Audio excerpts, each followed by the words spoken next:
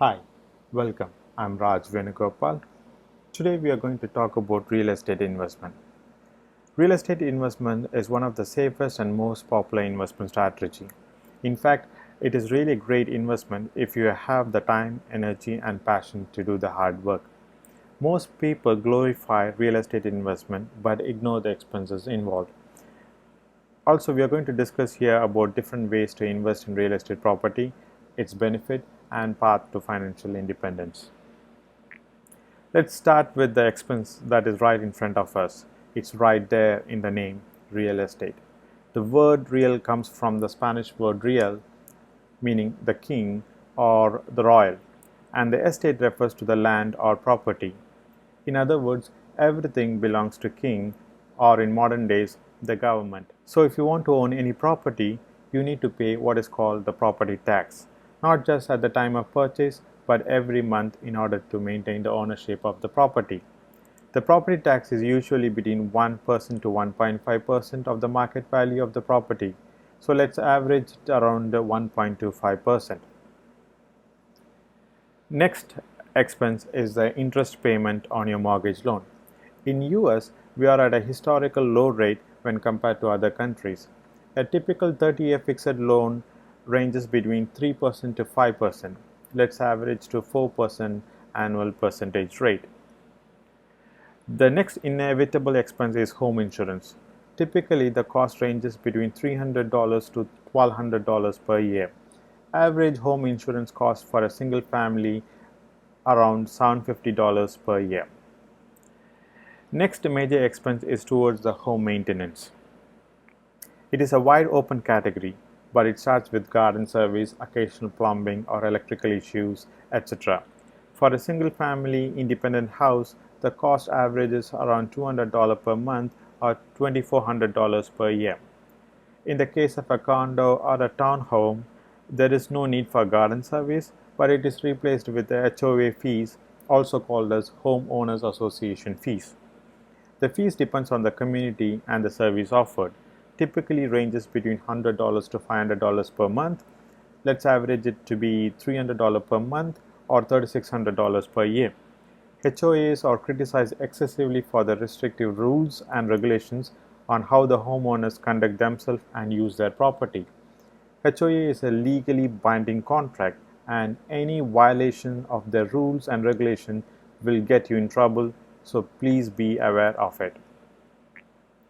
Now, these are the expenses that you need to pay for just owning the real estate asset.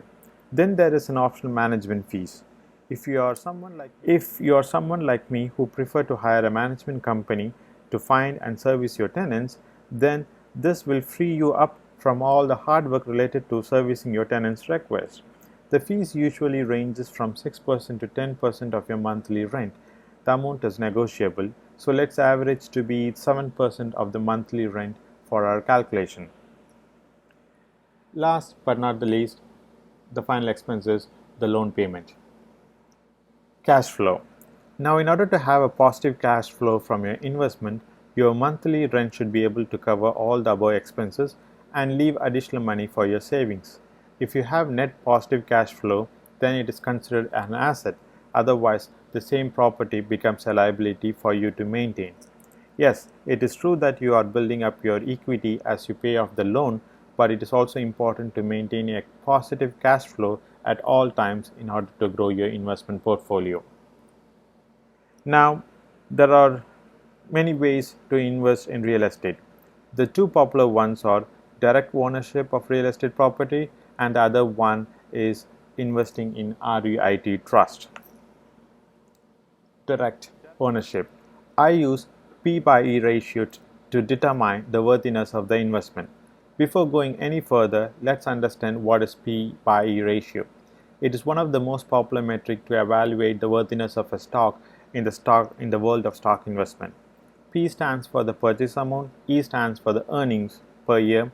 For example, let's say the real estate property you own was purchased for $240,000 and you're ready to rent it for $2,000 per month.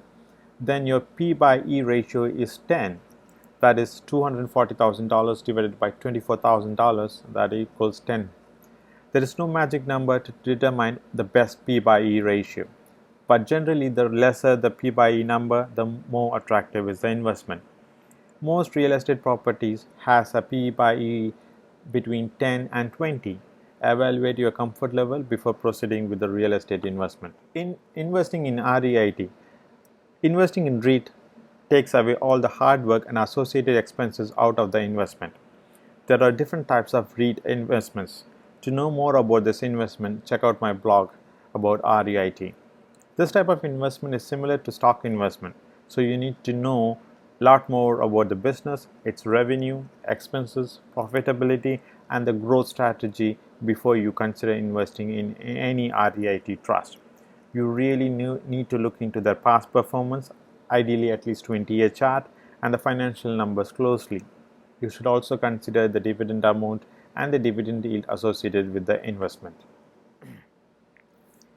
Okay, let's talk about the benefits of owning a real estate investment. Use of leverage. The use of leverage is what attracts the most investors to real estate investment. Let's say you are interested in buying a real estate asset that has a P by E potential of 10. You know it's a great investment, but you don't have enough money to buy it.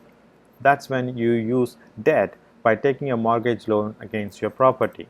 This way, you will shell out at a maximum of only 20% of the total amount towards the down payment, and you can own your cash flow producing asset in full. This is the beauty of leverage. The cash flow from your investment will pay off the remaining mortgage amount in 10 years. After paying off the mortgage, this investment will become a cash cow for the rest of your life. Next is asset appreciation. For every 10 or 20 years, depending on the market, this asset class doubles in value. You don't have to do any hard work for the asset to grow in value. When you think about it, in 10 or 20 years, this asset not only pays off its debt by itself, but also doubles its value while maintaining a steady and a gradual increase in cash flow every month for the rest of your life, and that to me is priceless. Next is tax benefit. Income from your rental considered passive income, and therefore this income is not subjected to self-employment tax. This is a major tax advantage. Please note, in US, self-employment tax refers to Social Security and Medicare taxes. Moreover, the government allows to depreciate your property value from your rental income, thereby reducing your tax liability on your rental income. Moreover, repairs, interest payment, taxes, travel mileage, asset depreciation are some of the tax benefits of owning a real estate property. Next, let's talk about cash flow. Cash flow from rentals are steady. They rarely fluctuate based on the market conditions and provide a consistent cash flow year after year to its landlord. This is one of the main reasons people get attracted into real estate investment. You can reinvest the money from the cash flow to buy more assets in the future, and the cycle continues forever. Remember, all you need is at a maximum of 20% of the asset value as down payment to acquire your next rental property. The next benefit is growth potential. There is a tremendous growth opportunity when it comes to real estate investment, but it is going to be slow and steady growth. It requires a lot of patience and financial discipline to grow and prosper. Like any investment, there will be up and down period. Make sure your asset is truly an asset and not a liability.